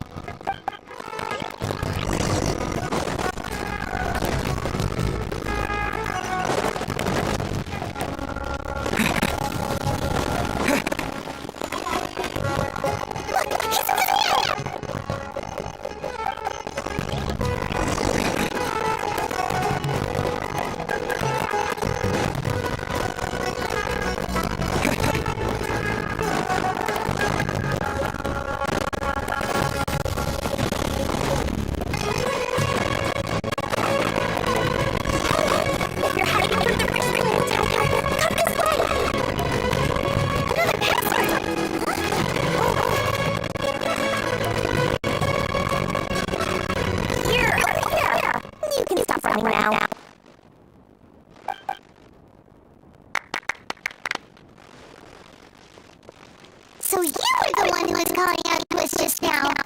But, are we definitely gonna be safe here? These two good customers wish to buy some horror fruit, Miss Dory. And if there's nothing else, I'll just excuse myself. Oh, very good. Thank you. Huh? Wait, you're Dory? I'm not sure that you look a whole lot scarier. Hey, what are you trying to say, Princess P-Brain? I'm scary enough that I need to be, believe you me. If you don't watch what you say, then you can forget that I'm doing any business. But it seems you have actually done pretty well so far. Not only did you manage to find my informant, your reactions were also pretty sharp. You don't really look like criminals or anything, but I bet my Mora that you've been involved in some shady dealings, haven't you? I'm not sure if that's supposed to be a compliment, but we'll take it. I can't just do business with people who start huffing and puffing out just dizzy faces, no matter how much more they might have. Not only will they get caught by the mantra, but they'll also get us into trouble. As used so trying to run an honest business. We don't need any of that. Wouldn't you agree? So that's why I prefer to have customers like you. It's your first time here, but don't worry, I won't ask too many questions. Even if you wish to buy enough knowledge capsules to decorate your house with, please knock yourself out. As long as you have lots of around, show me Laura, then we're all good. Yes, of course. Go ahead, help yourself. Voila! Wow, she has extraordinary knowledge. She's probably in serious trouble if I could trust her with all this. What kind of products do you seek, my dear customers? Don't worry, I'm not interested in your reasons for buying. However, offer some suggestions. Take this one, for example, an analysis of the sociological ideology and dialectics of the Helicarls. Only 3 people in all of Tibet have ever studied it, making it extremely rare. It's on sale now for 350,000 more. Who would want to be an expert for that topic? Or how about the architectural styles and construction methods of Tibet in the early Archon War period? architecture preservation and find out good job in nation. Ooh, now this sounds like it could be useful. 2 million more, and it's yours. No discounts. Of course, you are free to pick whatever your heart desires. The contents and price of each knowledge capsule are indicated in small text on the body of each one, down the bottom. Alright, let's try the method that I mentioned.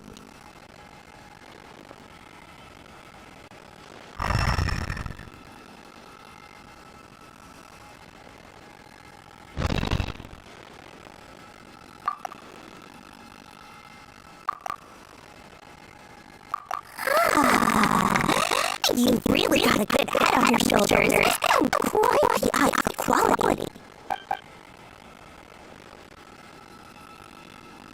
Well, take these, please, thank you. My, you are blessed with the taste of the exquisite and the extravagant. Customers like you are a rare breed, 1 in 100. No, 1 in 1,000 even. Listen, I have a special offer for you two. If you spend just 100,000 more, you can pick any knowledge capsule of your choice up to a value of 1 million more. Say right now. Hey, did you hear that? Spend another 100K, any capsules worth a whole million. But all the knowledge just flies easily worth $500,000 more. If we spend just a little more, we can get something worth 1 million more. Isn't that a fantastic deal? Think about it. We've gone to all this trouble to get this damn knowledge. And so far, everything we bought belongs to all of them. Aren't you even the least bit curious about how this whole damn knowledge thing works? We're talking insane knowledge here. Don't you want to try it yourself? Come on. We still have around 100,000 of things more. So let's put it to good use by finding something useful for you. Yeah, Dory. We'd like to spend an extra 100,000 more. Absolutely. Please select from this fine collection of knowledge over here. Hold on a second. I could choose whatever we wanted. Why can't you choose the one from over there? Oh, but my dear customer, the knowledge capsules over here are worth 1 million more each. I'm sure your certain customers like yourselves will be able to find something to your liking. Please take your time. Pilot is a bad idea about this. Let's just tell them it's like I can check these. Why? Hey, we're getting a capsule worth about 1 million more here. Don't be such a party pooper. Well, anyway, the moon's already been fed, so let's at least try to find something useful. Let's take a look here. An introduction to traditional Sumeru brewing techniques, the art of throwing spices, an overview of ancient runes. Oh, how about this one? Sword-writing techniques 8. Not sure we'll ever find volumes 1 through 7, but at least this knowledge should be useful, right? Dory, we'll get to this one. Alright, very good. I'm expecting something good in the next couple days, so be sure to check in soon. Whether it's canned knowledge or anything else you need. Bring your more to Dory, and the doors open. Dory, weirdly enough, let's head to the hall to meet up with all of them. Hopefully now they'll find us and tell what we have to do.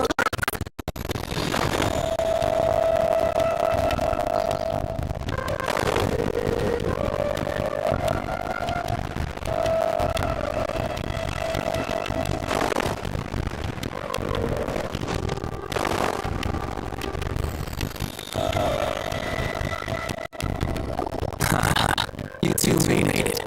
And from the looks of your faces, you were successful. There's so many people from the academia here. Why would you pick this place for me to spot? Well, Wakela Food is under the Academia's control.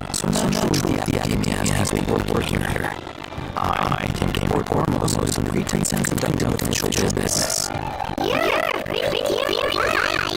Relax. No one here is interested in anything you say, and the monster should come here. Okay, now. Tell me how your encounter really went.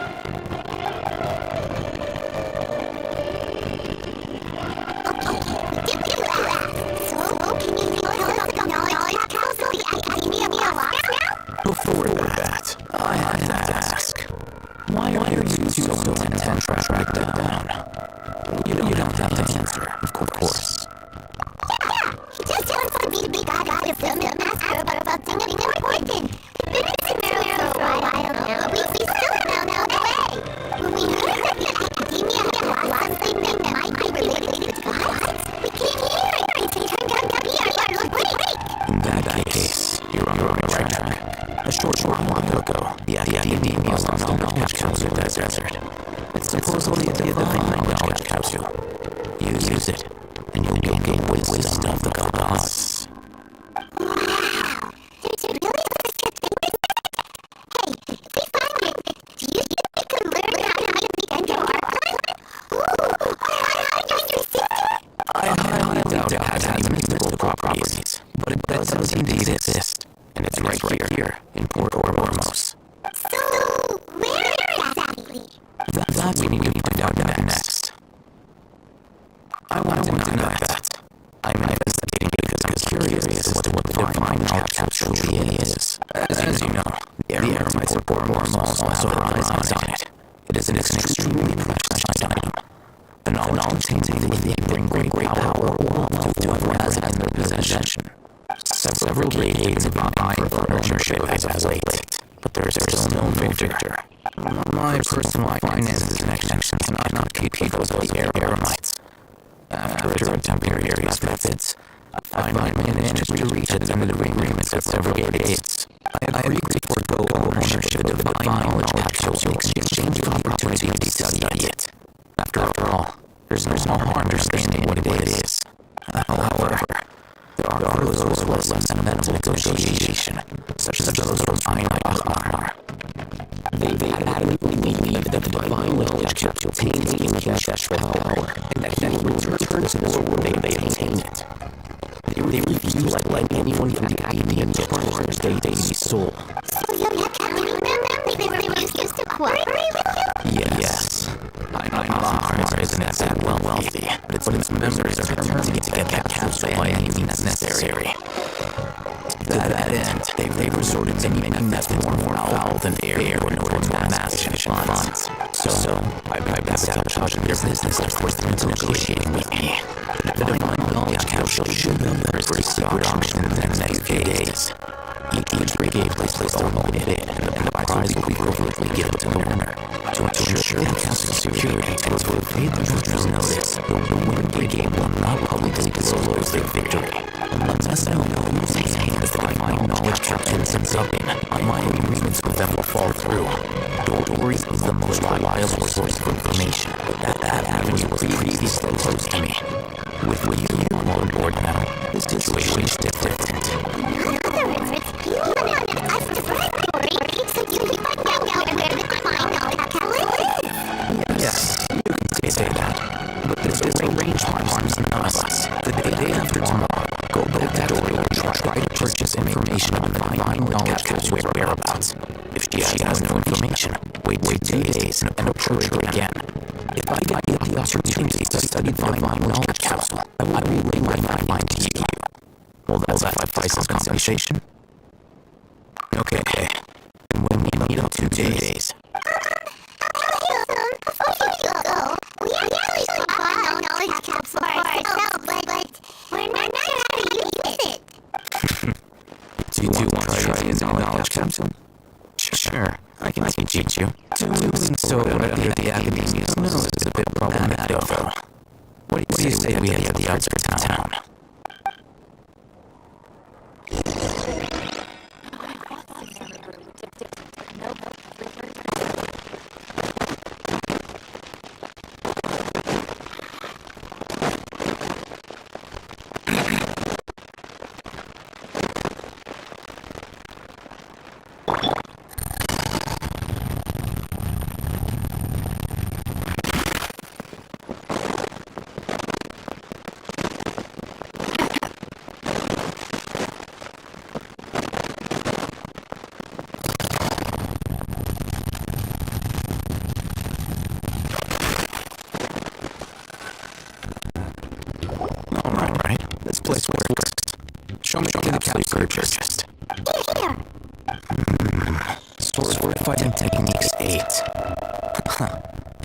combat class knowledge capsule.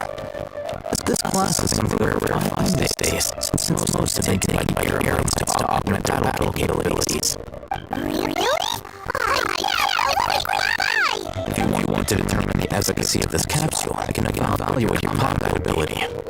However, effects will likely be minimal if you already possess a high amount of strength. We can conduct a controlled experiment where you fight 2 battles. One before using this knowledge capsule, and one after. While you fight, you can use an Archon terminal to monitor your various physical parameters. There may be variances in your physical strength between the 2 tests, as well as a disparity in your opponent's abilities. But don't worry. I'll run statistical analyses afterward to mitigate any confounding effects. You must have been one of those guys at the academia. I'm curious about something, though. You definitely weren't one of those students who needed to hear knowledge graduating from the academia, right? So why are you risking getting caught by the mantra for this capsule? You are unable to understand your past actions. Most cases can be attributed to curiosity. This is one theory. Sounds like you're trying to avoid the question. Alright, let's begin this test. Just fight as you normally do.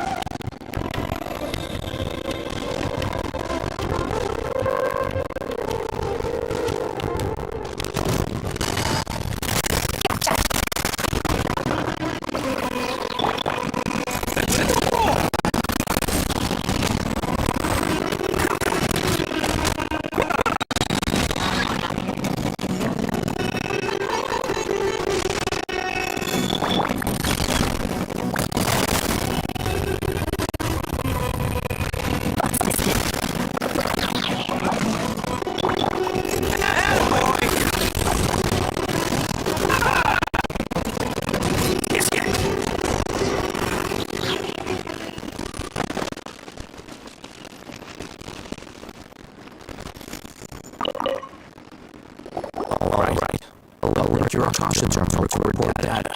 The next step is to use this knowledge capsule. Hold it in your hand. I'll help you establish a connection with it so you can activate its power.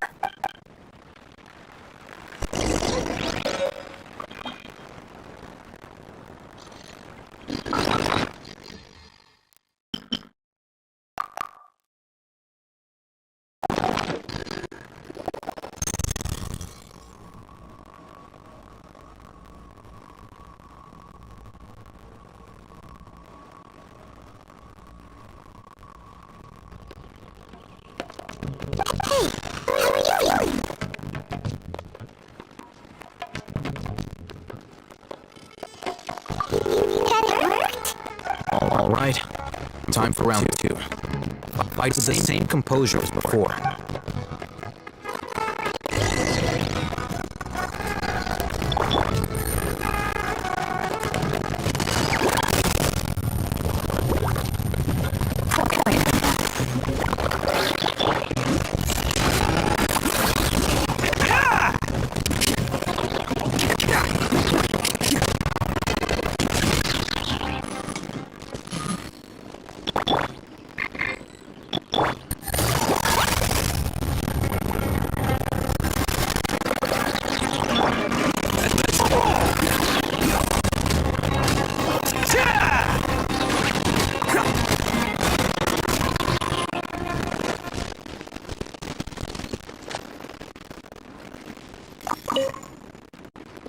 Now, I'll start reporting data again. How's this going? Well, the knowledge capsule you purchased did improve his combat capability. During the second fight, his overall fighting performance increased by 0.073%. Wait, how much?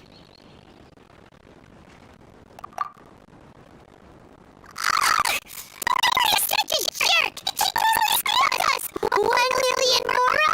It isn't worth it to cut that amount! Of course, this could be because he is so powerful that the capsule's contents were unable to produce a substantial increase. At the very least, this test allowed me to gain more insight into you two. Our deal seems increasingly worth my investment. I'm heading back to California. I await a response in 2 days' time. This is more of when you ask Dory for information. Pay her as much as she requests.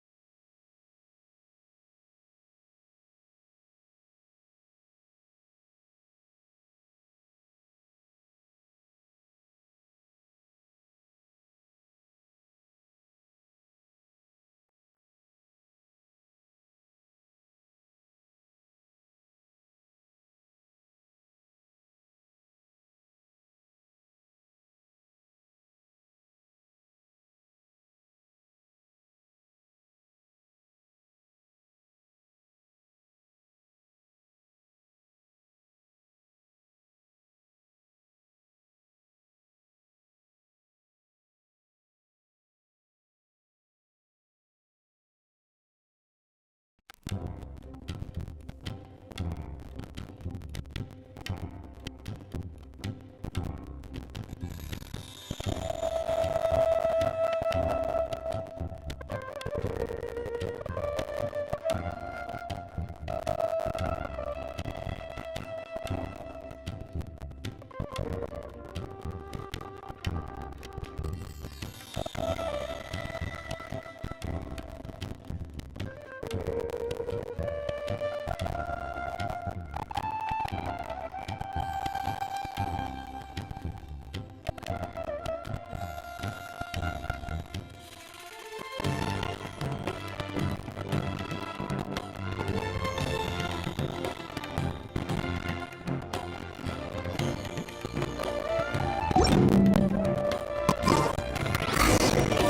see Dory today and ask her about where the divine knowledge capsule is.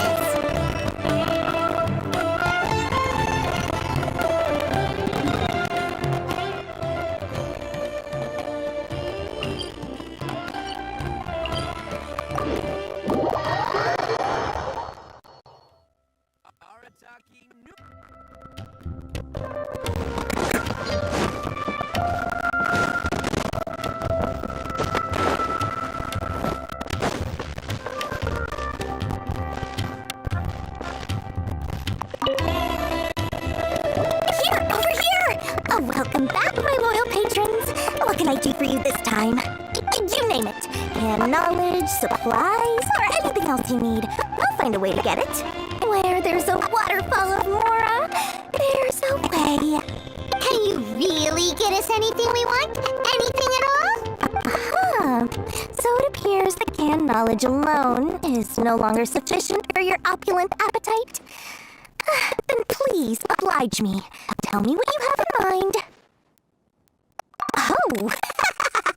I knew customers with pockets as deep as yours would undoubtedly crave something more profound than ordinary canned knowledge. But you know, that kind of information isn't going to be cheap.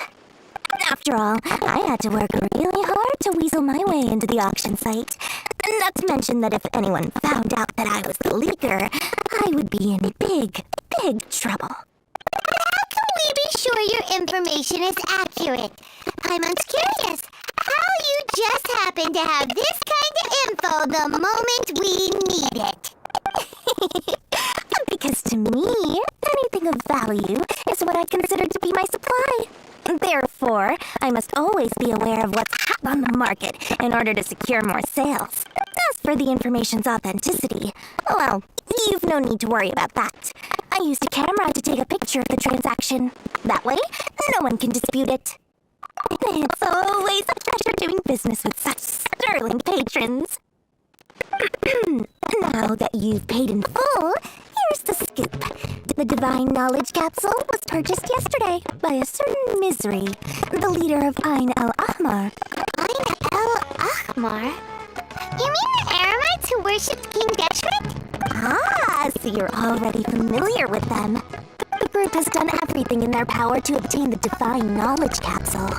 After all, they believe it contains the power of King Deshret. That Divine Knowledge Capsule is unlike any other canned knowledge I've seen before. It was glowing bright red.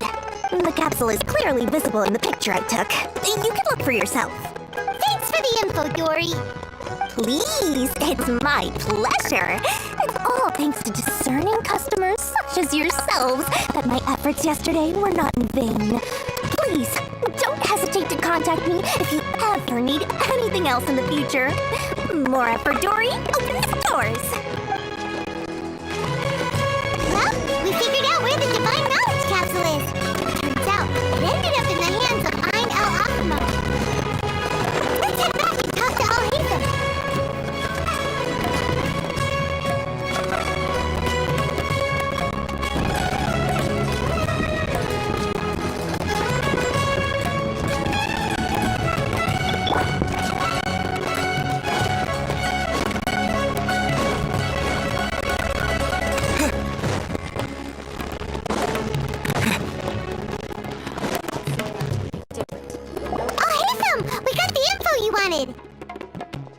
Really?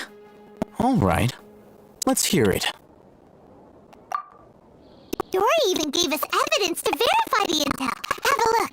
Huh, look at that. Clear as day. It must have taken some guts just to infiltrate the scene of the Eremites transaction. But then to get close enough to take a picture like this. Bold move, Dory. Very bold move. All right. The person in this picture is indeed Misery, the leader of Ain al-Ahmar. And the glowing red capsule he's holding appears to be the Divine Knowledge capsule. In which case, if we play our cards right, when we confront them next week, we should be able to force them to show their hand. At first, Paimon didn't get why you were provoking these Ain al-Ahmar guys. But now, it sort of makes sense. Everything's playing right into your hands. After we defeat them, we can finally have a serious talk with their boss and get them to lend us the Divine Knowledge capsule. Thank you for your time and efforts. Take a few days off while I make some preparations. Let's meet up again on the afternoon of the arranged date, 3 o'clock sharp. See you then.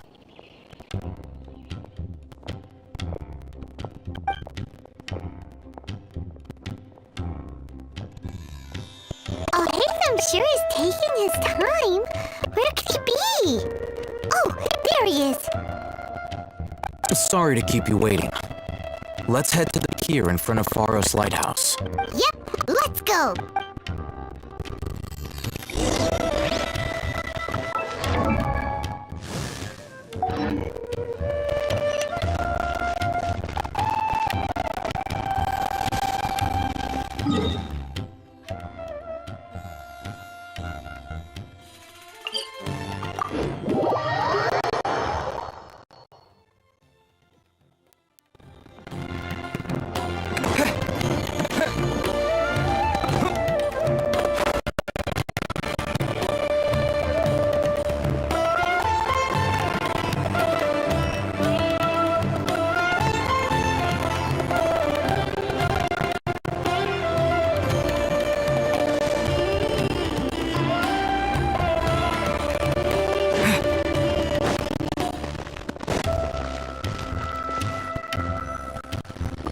Oh, Haytham. I knew you were crazy, but I didn't know you were crazy enough to actually show up. It was I who demanded that these negotiations take place. I was more worried that you might go back on your promise. But to your credit, it appears that you're sticking to your word. This is turning into quite an occasion. I also brought some backup. I assume you don't mind. Backup? Aren't you the brat from the restaurant the other day? You've come to support this lunatic because he helped you out? Fine, your funeral. I'm not going to mince my words. Once we're done with you, you'll be nothing more than fish food. Get 'em, boys! Oh, here they come. Good luck, you two. That's close enough. It's showtime! Where do you think you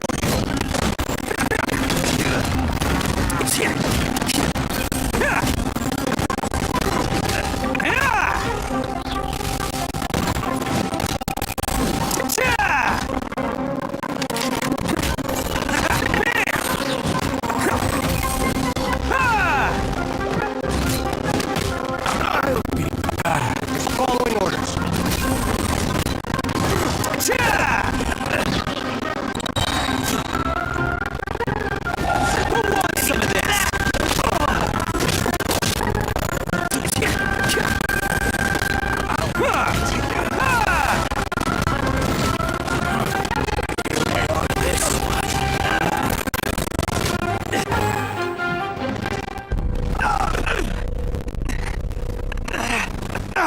Academia scum!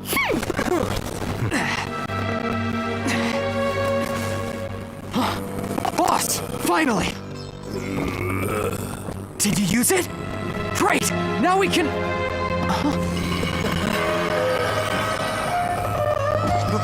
Boss?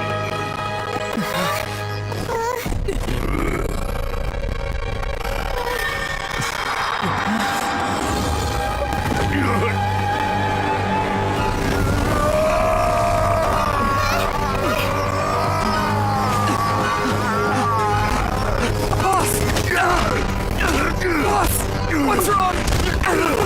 What happened to him? We have Dakota's Akasha connection, now.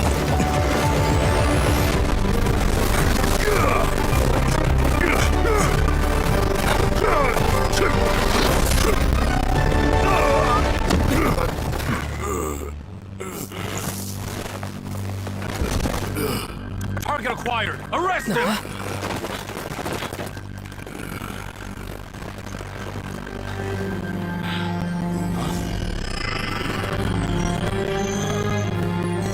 Do not impede our work. Is that understood, Al-Haytham? Of course. I was only trying to help. Take him away!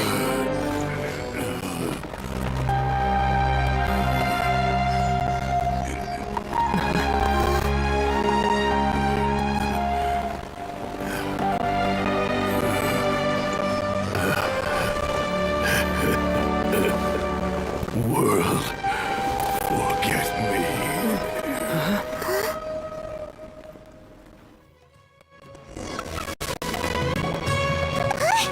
What in the heck just happened? It's like that big guy suddenly lost his mind.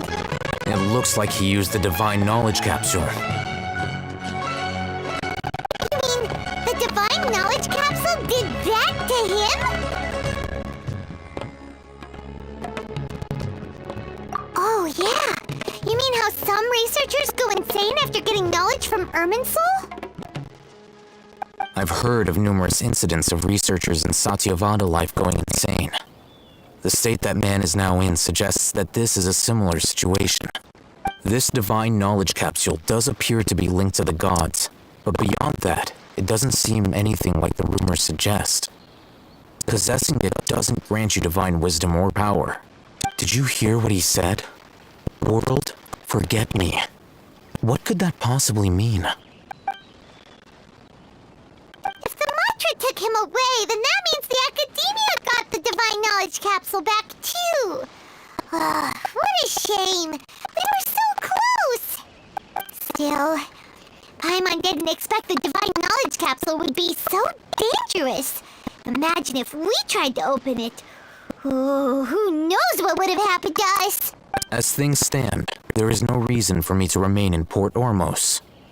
I believe our collaboration has also reached its end. Oh, we were so busy trying to find the Divine Knowledge Capsule that Paimon forgot to ask you something. Since you're a member of the Academia, do you have any idea how we can go about meeting Lesser Lord Kusanali?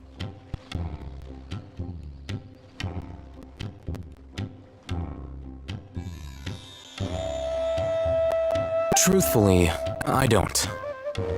Lesser Lord Kusanali appears to exist outside of Sumeru's entire administration. Most of the time, you wouldn't know she exists at all. Moreover, since the Academia possesses the Akasha, a symbol of our deity's wisdom, scholars have no reason to desire to make contact with the deity herself anyway. Everything about Lesser Lord Kusanali is such a mystery! I'm heading back to the Academia. How about you two? It's almost the day of the Sub-Zero's festival. Maybe we should head back too. We've been rushed off our feet over the past few days, so maybe a little rest and relaxation will do us good. Then we'll part ways here, Al-Haytham, until we meet again.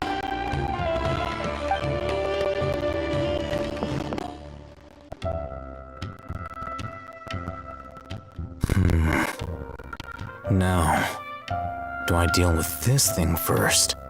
Or should I produce the report that the higher-ups require?